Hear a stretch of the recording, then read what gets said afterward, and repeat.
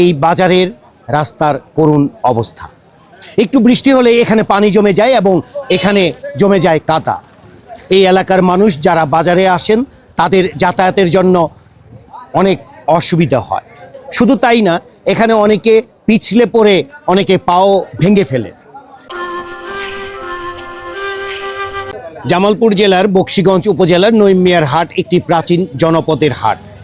আর এই হাটের ছাড়াও প্রতিদিন এখানে বাজার বসে, কিন্তু এই বাজারের রাস্তার করুণ অবস্থা। একটু বৃষ্টি হলে এখানে পানি জমে যায় এবং এখানে জমে যায় কাদা। এই এলাকার মানুষ যারা বাজারে আসেন তাদের যাতায়াতের জন্য অনেক অসুবিধা হয়।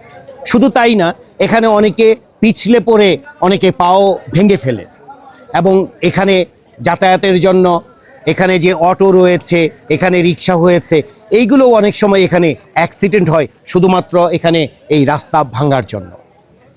যেহেতু এটি একটি গ্রামীণ জনপদের একটি গুরুত্বপূর্ণ বাজার, এখানে এই এলাকার প্রায় 10 গ্রামের মানুষ এখানে বাজার করতে আসে প্রতিদিন। আর শনিবার আর মঙ্গলবারে এখানে হাট বসে।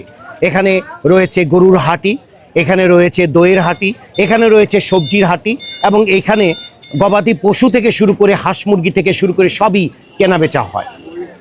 এই হাটের এই করুণ রাস্তার দিকে সরকার দৃষ্টি দেবেন এবং এই এলাকার মানুষের দাবি, যেহেতু নতুন সরকার এসেছে, খুব দ্রুত এই রাস্তার যেন সংস্কার করা হয়। নঈম মিয়ার বাজারের এই ভাঙা এবড়ো-থেবড়ো এবং এই মুহূর্তে যে পানি জমে আছে সেই রাস্তার পাশে থেকে আমি আনোয়ার বাবু।